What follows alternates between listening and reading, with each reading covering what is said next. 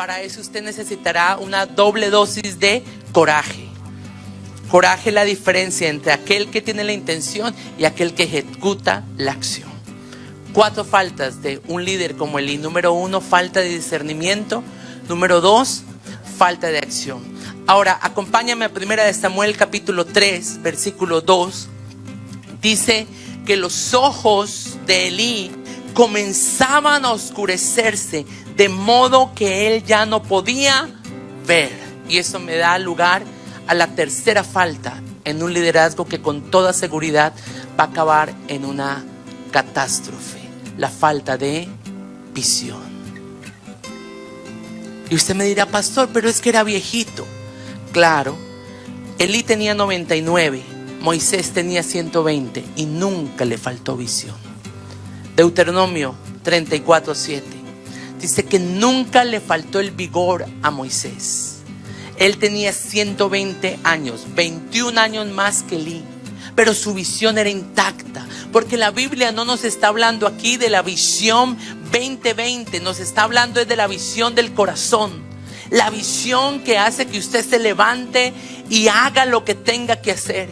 Hay una visión que tiene que estar moviendo nuestro corazón, y es muy difícil, muy arriesgado que usted se mueva y que usted tome decisiones si no está basado en una visión.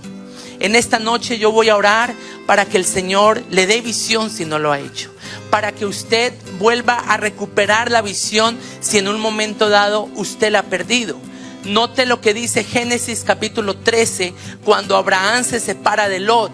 En el versículo 14, Dios le dice a Abraham: una vez Lot se apartó, ahora alza tus ojos y desde el lugar donde estás, no importa que te sientas pequeño, disminuido, abatido, en soledad, desde ese lugar te dice hoy Dios: mira al norte, mira al sur, mira al este, mira al oeste. Y mire lo que el Señor le dice: y todo lo que tú logres ver, pastor, te dice el Espíritu Santo, todo lo que tú logres ver, al norte, al este, al oeste, detrás, delante, yo te lo daré. Amén, aleluya. ¿Quién limita a Dios? La visión del hombre. Tú necesitas ampliar tu visión. Y en el tiempo de Jesús hubo 2 tipos de ciegos a quien el Señor sanó. Número 1, los ciegos de nacimiento. Eso habla de que cuando usted y yo no conocíamos al Señor, vivíamos sin visión. La gente nos dice: ¿y cómo está aquí sobreviviendo? Porque no hay visión. La visión viene a nuestra vida cuando Jesús se instala en nuestro corazón. Pero hay un segundo tipo de ciegos que Jesús sanó en su ministerio. Y me refiero al ciego de Jericó. En Marcos capítulo 10, el Señor le dice: ¿qué quieres que te haga? Y el ciego dice: Señor, que recobre la vista. O sea que él no era ciego de nacimiento, él perdió la vista en el camino. Y sabe que hemos encontrado tantas personas a lo largo de los años en el ministerio que dicen: pastor, yo era movido por una visión, yo tenía una visión en el corazón, Dios había estampado una visión en mi corazón, pero ha pasado el tiempo y ahora ya no tengo esa visión. Y tiene que orar como lo hizo aquel ciego: Señor, que recobre la visión. Yo voy a orar en esta noche para que la visión vuelva, para que la visión retorne, y que verdaderamente podamos ser movidos por una visión de reino. Porque hay 2 tipos de visiones que pueden mover tu corazón: la visión del reino o la visión de la añadidura. La visión del reino o la visión de la ñapa. Es como cuando a ti te invitan a una reunión y lo primero que tú piensas es: bueno, ¿y qué van a dar de comida? Es porque tu visión es la ñapa, porque tu visión es la añadidura. Y Dios quiere que lo que mueve tu corazón es la visión del reino, porque Él dijo: busca primeramente el reino de Dios y su justicia, y las otras cosas serán añadidas. Busca el reino, busca la palabra, busca los principios de Dios, y todas las otras cosas se van a poner en orden. Jesús aquí en la tierra nunca estuvo preocupado por la añadidura. Él siempre tuvo la visión del reino, y por eso nunca le faltó. Por eso usted nunca lo ve afanado. Tenía 5,000 que alimentar, y con unos pocos peces, unos pocos panes le alcanzó y le sobraron 12 cestas, cada cesta para cada discípulo incrédulo. ¿Qué mueve su corazón? Porque en los tiempos de Elí, que eran tiempos de mucho peligro, había un liderazgo sin visión. Y tal vez la visión se le fue al ver el comportamiento de sus hijos. Tal vez la visión se extravió al ver que sus hijos no vivían de la manera como se esperaría en la vida de un sacerdote. Tal vez frustrado, cansado. Recuerde que él llevaba 40 años al frente de la nación de Israel y le faltó visión. ¿Sabe? Usted necesita entender que cuando Dios le llama, Él paga, y paga bien. Cuando Dios pone en su corazón la visión del reino, Él sabe cómo va a proveer. Por eso la Biblia dice que Él es nuestro proveedor. Él nos da la provisión. ¿Y qué es provisión? Aquello que usted necesita para desarrollar la visión. Él provee. El sábado vamos a hablar de esto, porque algunos dicen el hombre provee. Bueno, bíblicamente el hombre no provee. Dios provee, el hombre trabaja. Entonces, Dios te va a dar una provisión para que puedas desarrollar la visión. Pero ¿cuál es la visión que está en tu corazón? ¿Es la visión del reino o es la visión de la ñapa? Hace 2 años fuimos invitados a una iglesia en Panamá. Ya ellos nos han llevado un par de ocasiones para ministrar en su congregación. Y recuerdo que el pastor de la congregación nos llama y nos dice: pastor, usted como tiene experiencia en viajar y todo eso y conseguir los tiquetes, por favor usted encárguese de eso y cuando venga acá se lo reembolsamos. Le dije: no hay problema, ya nos conocíamos, hemos tenido varios eventos. Así que comenzamos a buscar por el internet, tomamos los 3 tiquetes porque nuestro ministerio es como una trinidad. El Padre, el Hijo, el Espíritu, ahí vamos siempre los 3. Dios nos ha permitido por esos años de ministerio viajar siempre con Juan. Juan acaba de cumplir 15 años y la semana pasada él le pidió al Señor que cada año que él cumpliera visitar una nación.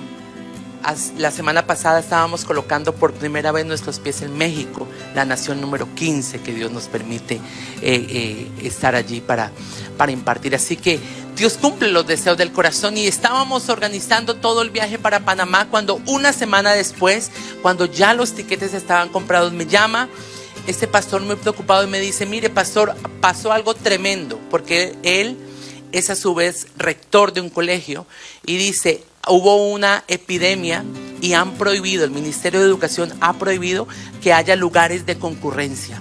No podemos hacer el evento. Y me dijo, y yo le dije: pero ya todo está comprado. Dijo: pastor, entiéndame, no podemos, no hay presupuesto, no hay nada. Le dije: mire, ¿sabe qué?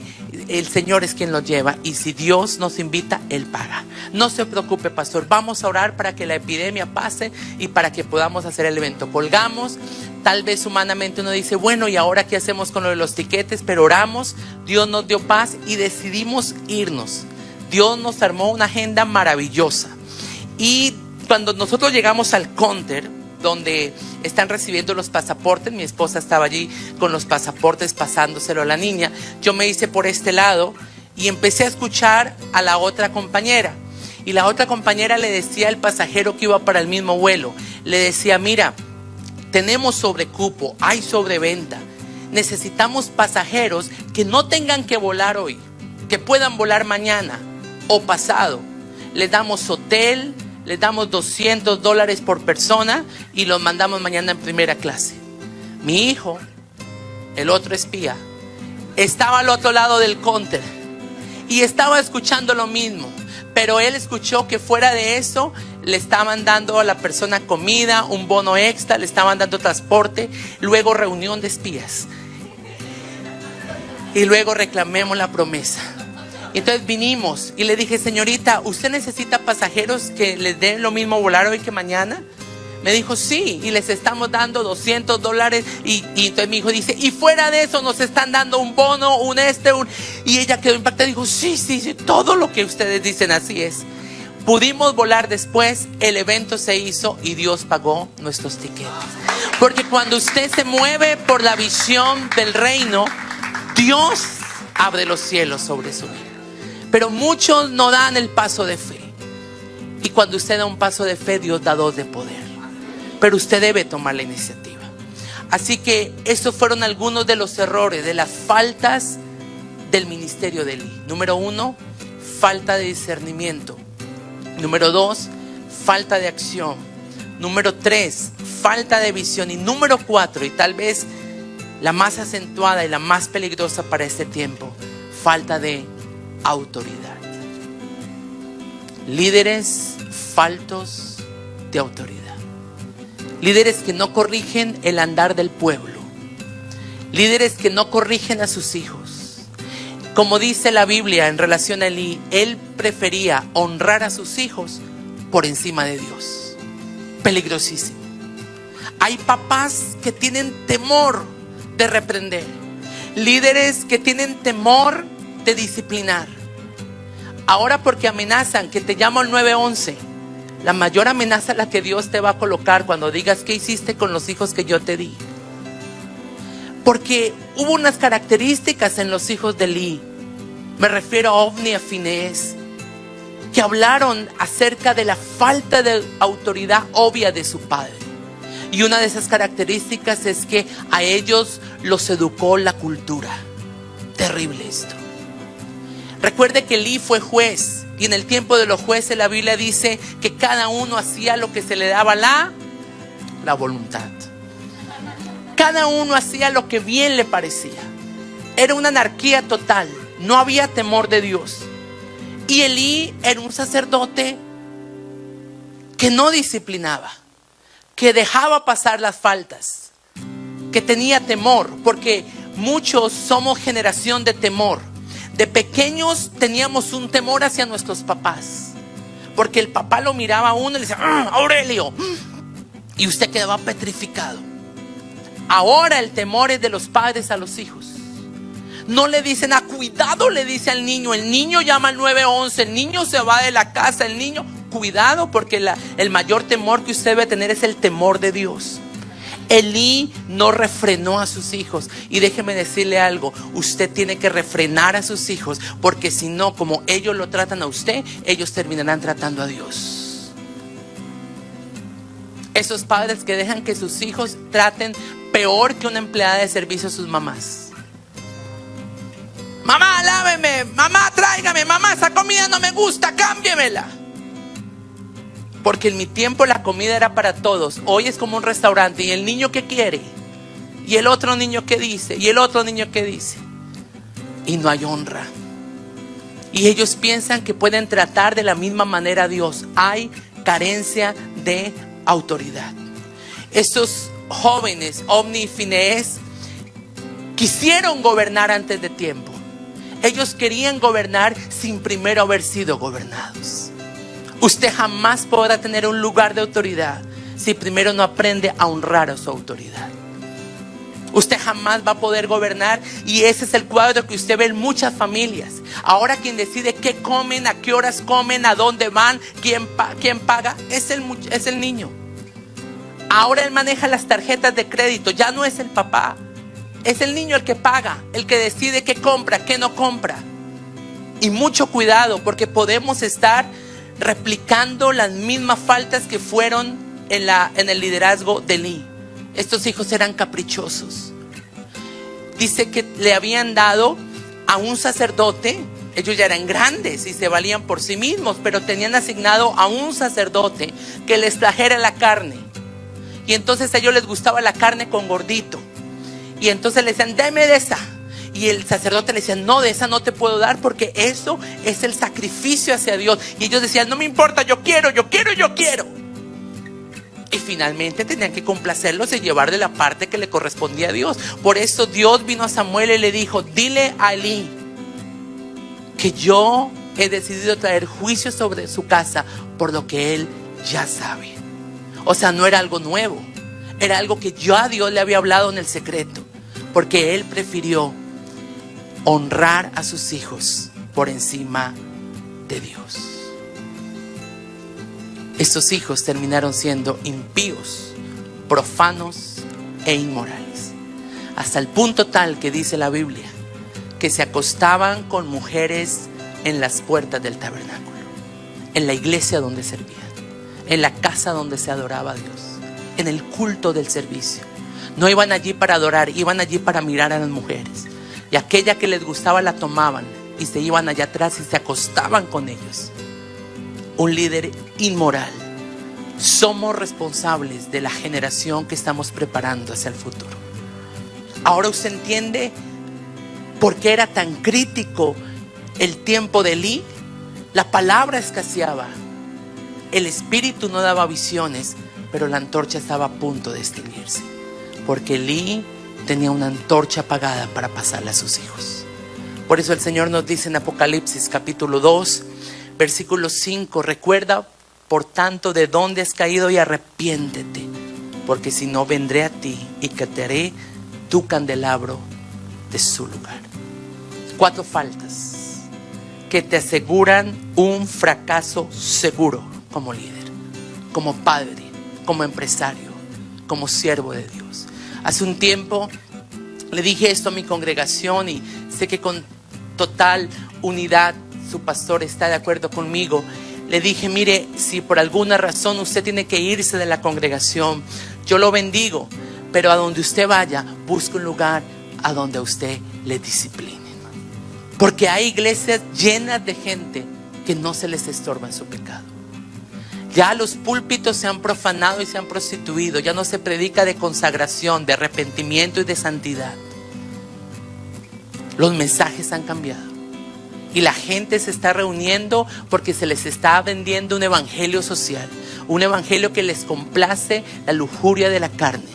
Pero el primer mensaje de Jesús aquí en la tierra fue: arrepentíos, porque el reino de los cielos se ha acercado. No puedo terminar, y es la segunda parte del mensaje, sin hablar de los 4 rasgos que Dios vio en Samuel. Porque recuerde lo que les dije al comienzo: Samuel no era de la línea sacerdotal, pero estuvo dispuesto. Y más vale alguien dispuesto que no alguien corrompido como los hijos de Elí.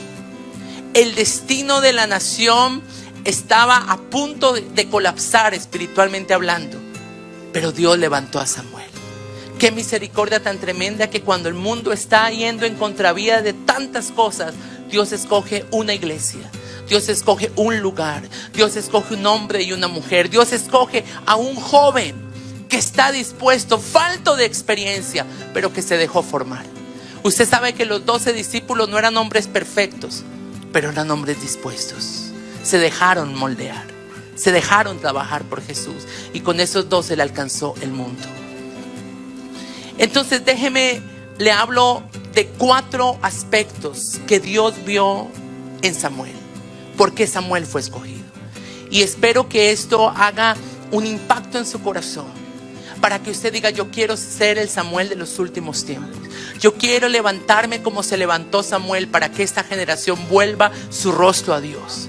La primera marca que yo encuentro en 1 Samuel 1:28 es la marca de la consagración. Ana consagró a su hijo Samuel. Usted sabe que Ana era estéril. Dios le dio un hijo de forma milagrosa y ella lo consagró. Si usted quiere ser usado como Samuel, que la lámpara vuelva a encenderse y que usted sea reconocido como un fiel profeta de Jehová, hay algo que usted debe atesorar en el corazón, y eso se llama consagración. Los líderes de nuestra nación necesitan ser líderes consagrados a Dios. Sabe que Ana tal vez pedía un hijo para su hogar, para alegrar su familia, pero Dios le concedió un profeta para la nación. Por eso yo quisiera que usted recordara el nacimiento de sus hijos, que cuando usted ve a sus hijos, muchas veces estando en rebeldía, entrando en todo lo que este mundo los atrae, usted reclame las promesas que Dios le ha entregado acerca de ese hijo. Porque Dios no solamente le dio un hijo para que alegrara la casa, Él le dio a usted un hijo con un propósito maravilloso, un profeta, un pastor, un hombre y una mujer que hará volver el corazón de esta generación al corazón de Dios, como lo hizo Samuel. La primera marca fue una marca de consagración. Número 2, veo una marca en el servicio. Él no solamente se consagró, sino que él servía. En el capítulo 3 que acabamos de ver, me gusta una de las primeras tareas que tuvo que hacer Samuel. Dice que él debía abrir la puerta. Él era el portero. Él tenía la tarea de abrir todos los días la casa de Dios. Y me gusta esto porque algunos, cuando el pastor o hay un llamado como en esta noche al servicio, algunos dicen: sí, pastor, yo estoy listo para servir, póngame a predicar, póngame a liderar, póngame en lugares de eminencia. Y veo en Samuel que él llegó a ser un fiel profeta, pero comenzó como todos, poco a poco. ¿Y sabe por qué el escenario de poco es un escenario de Dios? Porque en lo poco mucho Dios te pone para promoverte cuando tú seas fiel en lo poco. Así que yo veo ahí a Samuel abriendo la puerta. Él era un servidor. Primera de Samuel 2:11 dice: el niño se quedó allí para servir a Jehová. Ahora, qué difícil era para su mamá dejarlo con un líder como Elí. Pero por eso la Biblia dice: él no servía a Elí, él servía al Señor. Él servía a Jehová. Y su mamá lo veía una vez al año, y su mamá le llevaba un lino, un efod de lino. Y lino era el material que utilizaban los sacerdotes. Cuando usted estudia acerca de la indumentaria de Aarón, dice que una de las características de los calzoncillos del sacerdote es que los calzoncillos eran de lino fino. Pregúntale a la persona que está al lado: ¿cómo están tus calzoncillos hoy? Porque sabe, algunos tienen calzoncillos de lana. ¿Usted se imagina en esas temperaturas cómo era servir a Dios con calzoncillo de lana?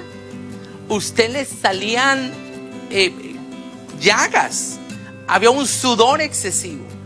Y cuando usted hace las cosas en su fuerza, usted está evidenciando que usted hace las cosas con calzoncillos de lana. Y Dios dice: mira, necesitas servirme con calzoncillos de lino, porque es Él el que hace en ti. Muchas personas se encuentran hoy como Pedro en Lucas capítulo 5, cansados de pescar, de echar la red y de no tomar nada. Pero cuando Jesús entra a tu barca y lo haces a la manera de Él, es tan la bonanza de peces que tienes que convidar a otros para que vengan y compartan contigo la bendición que Él te da. Cámbiese de calzoncillos y hágalo a la manera de Dios. No se trata de usted estar generando conflicto con su hijo, sino con sabiduría. Hágalo de forma tal que el corazón de él quede conectado como el suyo. Número 3, Samuel era consagrado, Samuel servía, pero Samuel también era una persona que crecía. Primera de Samuel 2:21 dice: el joven Samuel crecía delante de Jehová. Pero no solamente delante de Jehová. Observe en el 2:26 de Primera de Samuel, dice que el joven Samuel iba creciendo, pero se hacía grato delante de Dios y delante de los hombres. Esto es algo interesante, porque a alguna gente le suena espiritual decir que solamente le importa lo que diga Dios. Suena espiritual, pero no es bíblico. Porque Jesús crecía delante de Dios y delante de los hombres.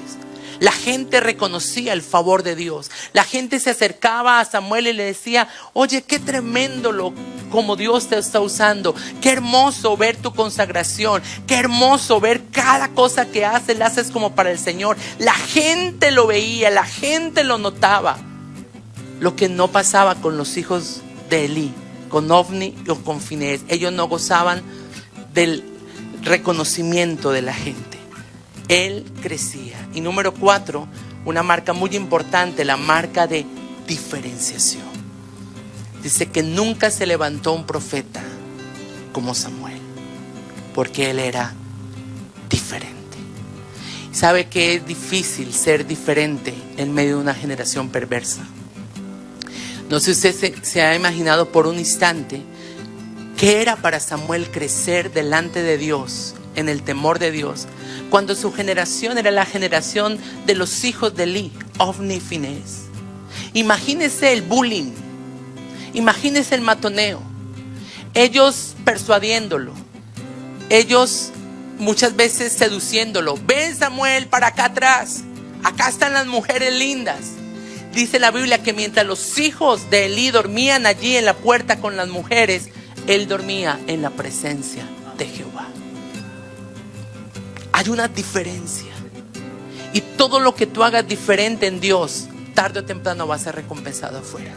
Muchos quieren la unción, muchos quieren el llamado, muchos quieren la influencia, pero no han estado dispuestos a pagar un precio de ser diferentes, de tener una marca de diferenciación. Recuerdo hace un tiempo que estuvimos compartiendo un seminario acerca de castidad, un testimonio de una niña que había sido guardada por Dios, enseñada en los principios. Y dice: pastor, en mi último año de high school, que ustedes llaman curso 12, fue tan difícil ver a mis otras compañeras como me comparaban, se burlaban, me ponían apodos: Virginia, virginidad, la boba, la tonta, porque ellas hablaban de sus experiencias sexuales y de sus trofeos sexuales y hacían sentirme como si yo estuviera fuera de tónica. Y yo fui a Dios y le dije: Dios, dame una palabra, dame sabiduría para poder mostrar que soy diferente a ellas y para poderlas dejar calladas para siempre. Entonces, en medio de una presión posterior, vinieron nuevamente las compañeras. Me imagino a Ovni y a Finés afligiendo profundamente a Samuel. Y esta mujer se levanta y les dice: vamos a dejar algo claro. En cualquier momento yo me puedo volver como una de ustedes. En cambio, ustedes jamás podrán volver a ser lo que yo soy. Y en ese momento ella dijo: yo soy diferente. Y yo creo que eso es algo que Dios está pidiendo en este tiempo. La generación que Dios quiere usar, el liderazgo que Dios quiere promover, es un liderazgo consagrado, un liderazgo que sirve, un liderazgo que crece y un liderazgo diferente. Termino haciendo referencia a una porción del Nuevo Testamento. Pablo se encuentra en la cárcel. Y en la cárcel usted tiene tanto tiempo para recordar tanta gente. Y me gusta que él se acuerda de Timoteo. Segunda de Timoteo capítulo 1 dice: me acuerdo de tus lágrimas y siento deseo de verte. Estoy leyendo segunda de Samuel 1:4. Y traigo a mi memoria la fe no fingida que hay en ti. En Timoteo había un depósito de fe. Había alguien que había extendido y había colocado una antorcha encendida. Y él la recibió. ¿Y de quién habla la Biblia? De su abuela Loída y de su mamá Eunice. ¿Sabe? Cada uno de nosotros, usted que está aquí como abuelo, como madre, como padre, le quiero decir: en Dios somos puentes generacionales. Puentes que conectaremos generaciones. Dios no solamente habla de la responsabilidad nuestra con nuestros hijos. Hay porciones bíblicas que habla de tu hijo y el hijo de tu hijo. Timoteo es un referente maravilloso de alguien que recibió un legado espiritual, un depósito. Mire, dejar marcada una generación es como poner una impronta. Usted sabe, una impronta es lo que diferencia un vehículo de otro.